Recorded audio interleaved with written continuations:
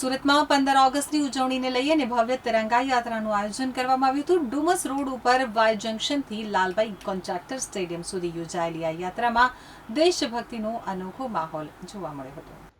હાથમાં તિરંગો, દિલમાં દેશભક્તિ અને ગુંજતા રાષ્ટ્રભક્તિના નારા। સુરતના ડુમસ રોડ ઉપર દેશભક્તિનો માહોલ છવાઈ ગયો હતો। વાય જંકશનથી લાલભાઈ કોન્ટ્રાક્ટર સ્ટેડિયમ સુધી ભવ્ય તિરંગા યાત્રાનું આયોજન કરવામાં આવ્યું હતું।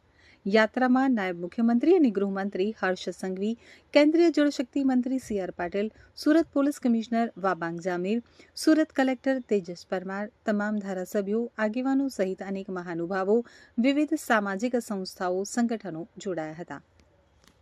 તિરંગા યાત્રામાં BSF, RSF, CRPF, Chetak commando, marine task force, SRPF, NCC, SPC, cadets, TRB અને હોમગાર્ડ સહિત આશરે 29 પ્લાટૂનોએ યાત્રામાં ભાગ લીધો હતો।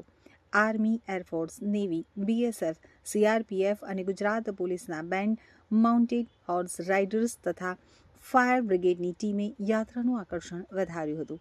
મોટી સંખ્યામાં નાગરિકો અને વિદ્યાર્થીઓ જોડાતા સમગ્ર માર્ગ દેશભક્તિના રંગે રંગાઈ ગયો હતો।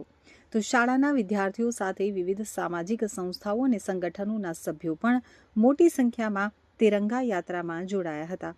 15 ઓગસ્ટ પહેલા જ સુરત શહેરમાં દેશભક્તિનો જુસ્સો જોવા મળ્યો હતો અને તિરંગા યાત્રાએ એકતા તથા રાષ્ટ્રપ્રેમનો સંદેશ આપ્યો હતો।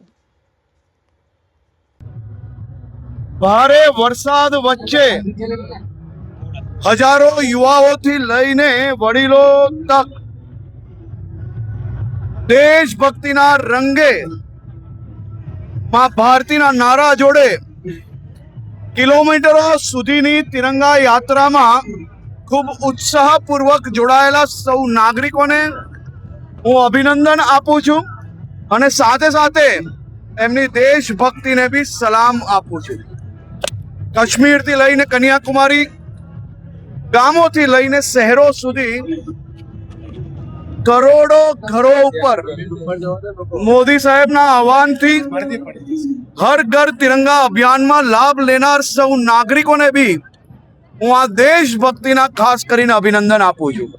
આજે સુરત શહેરમાં એક નવો ઇતિહાસ કિલોમીટરો સુધીનો સ્કૂલના બેન્ડો હોય કે અલગ અલગ સંસ્થાઓને સાથે પોલીસ હોય કે અલગ અલગ ફોર્સિસ હોય, આ તમામ લોકોએ સાથે મળીને દેશના વીર જવાનોને સલામી આપતી આ તિરંગા યાત્રામાં ભાગ લીધો છે, તે બદલ અભિનંદન આપું છું। સાહેબ, નાના નાના ભૂલકાઓ પણ જોડાયા હતા ભારે વરસાદ વચ્ચે।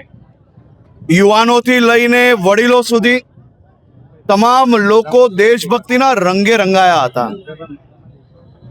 સુરતીઓની દેશભક્તિને ભારે વરસાદ પણ રોકી નથી શકતો, તેના દ્રશ્ય આજે આપણે સૌ લોકોએ જોયા છે।